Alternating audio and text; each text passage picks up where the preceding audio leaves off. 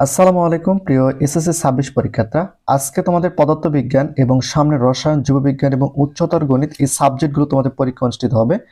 তো এই সাবজেক্টগুলোর এমসিকিউতে পাস মার্ক কত, একই সঙ্গে সিকিউতে পাস মার্ক কত, ব্যবহারিকে পাস মার্ক কত, এই ভিডিওর মাধ্যমে বিস্তারিত জানাবো। ভিডিওটি খুবই গুরুত্বপূর্ণ, অবশ্যই সম্পূর্ণ আপডেট পেতে অবশ্যই চ্যানেলটিকে সাবস্ক্রাইব করে রাখো। ভিডিওটি মনোযোগ সহকারে দেখতে হবে। একই সঙ্গে তোমাদের পদার্থবিজ্ঞান কয়টা এমসিকিউ কার্ড হয়েছে সেটা নিচে কমেন্ট করে জানাবে। একই সঙ্গে রসায়ন পরীক্ষা যেই দিন দিবা এবং জীববিজ্ঞান এবং উচ্চতর গণিত যেই দিন পরীক্ষা দিবা, এই বিষয়গুলো তোমাদের এমসিকিউ কয়টা করে হয় বা কয়টা করে হবে সেটা অবশ্যই তোমার চ্যানেল নিচে কমেন্ট করে জানাবে।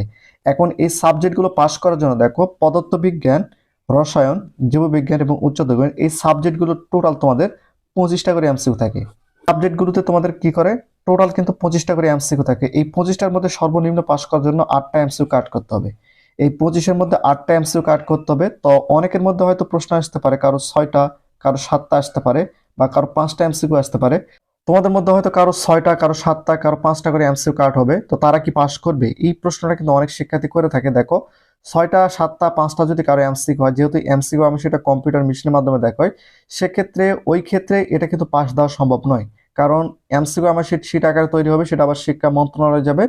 এখন দেখা যাচ্ছে যে যদি কারো 7টা হয়, 6টা হয়, 5টা হয়, সেক্ষেত্রে যখন তোমাদের MCQ MCQ plus CQ plus ব্যবহারিক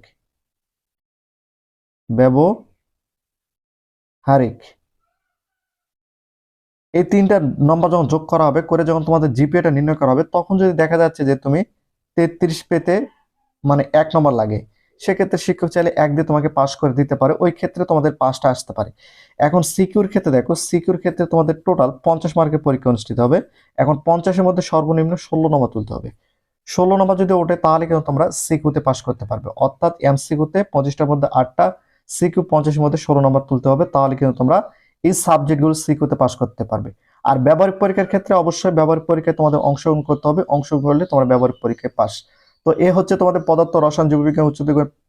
এ হচ্ছে তোমাদের পদার্থ, রসায়ন, জীববিজ্ঞান এবং উচ্চতর গণিতের পাস মার্কটা। টোটাল বিষয়গুলো আমি তোমাদের পরিষ্কার করে দিলাম। যদি ভিডিওটি ভালো লাগে থাকে, ভিডিওতে লাইক এবং চ্যানেলটিকে সাবস্ক্রাইব করে রাখো।